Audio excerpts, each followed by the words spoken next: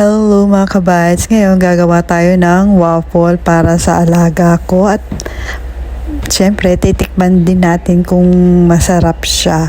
So yung waffle ngayon is bali 4 years old na yung alaga ko. Ngayon lang niya nagustuhan niya na waffle. Nung edad na 3 years old siya, ayaw niya talaga ng waffle tsaka pancake. Hindi niya gusto. So ngayon at least lumaki na si Dodong, nagustuhan niya na itong waffle. So, panoorin nyo na lang mga kabites. Thank you for watching. Pwede ito sa alaga din nyo ha. Sa edad na 3 to up.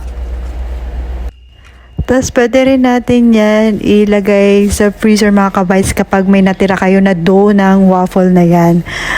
Para ako na nilalagay yung iba, ilagay ko sa freezer para kasi pag kailangan ng alaga ko kung gusto niya, maisipan niyang gusto ng waffle, yun may ready na tayo. At saka pwede rin natin yan magawa na tayo para kung may pasok yung alaga natin, pwede rin natin yan ipabaon sa kanila. Thank you for watching mga kabites. Bye!